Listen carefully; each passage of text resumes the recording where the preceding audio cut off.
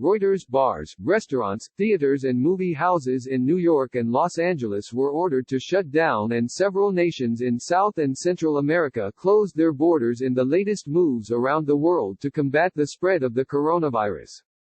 The U.S. Federal Reserve slashed interest rates in an emergency move, and other central banks took similar aggressive steps to cushion the economic impact, but stock markets and the dollar continued to tumble on Monday. Leaders of the G7 countries will hold a video conference on Monday to discuss a joint response to the coronavirus outbreak, officials have said.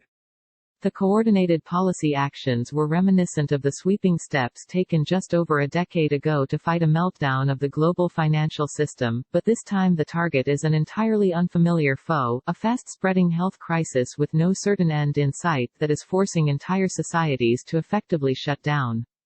Several countries imposed bans on mass gatherings such as sporting, cultural and religious events to combat the disease that has infected over 160,000 people globally and killed more than 6,000.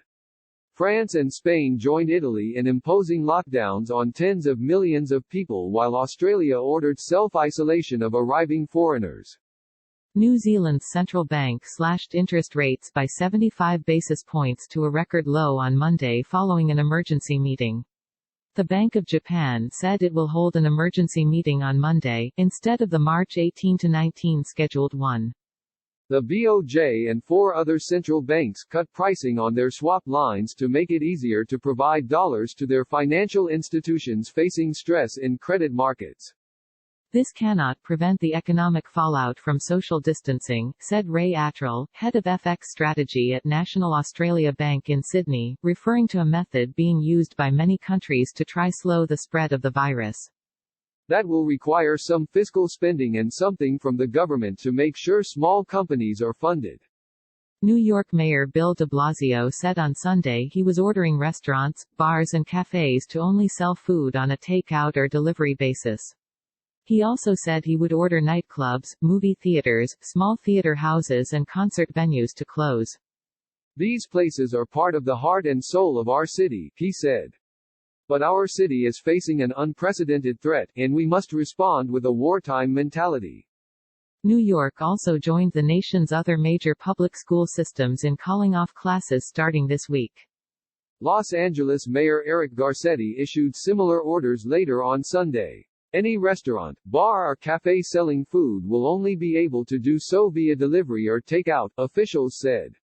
China, where the virus surfaced late last year, said industrial output contracted at the sharpest pace in 30 years in the first 2 months of the year as the disease disrupted the world's second-largest economy. Nations in South and Central America ramped up measures to contain the infection, with Panama banning entry of non-resident foreigners and Honduras closing its borders to passenger traffic for a week. The leaders of Argentina and Peru also announced border closures on Sunday to curb coronavirus.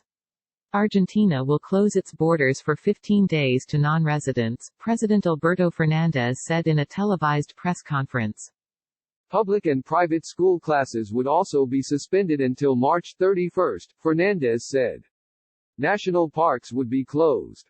Peruvian President Martin Vizcarra said later on Sunday that Peru would also close its borders, suspending air and sea transport. He called on citizens to self-quarantine for 15 days to help slow the infection.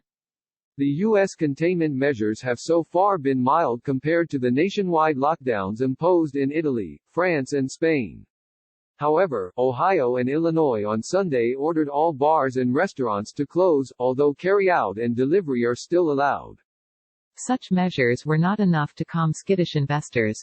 On Monday, E-mini futures for the S&P 500 index fell 4.77% to their daily trading limit outside the United States.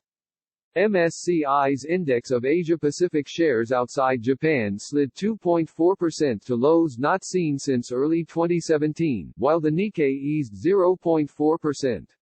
The dollar was last down 0.5% on the Japanese yen at 107.36, having fallen 1.7% earlier in the day. It may be a shot in the arm for risk assets and help to address liquidity concerns. However, it also raises the question of whether the Fed has anything left in the tank should the spread of the virus not be contained, said Carrie Craig, global market strategist at J.P. Morgan Asset Management. We really need to see the fiscal side, to prevent a longer than needed economic slowdown.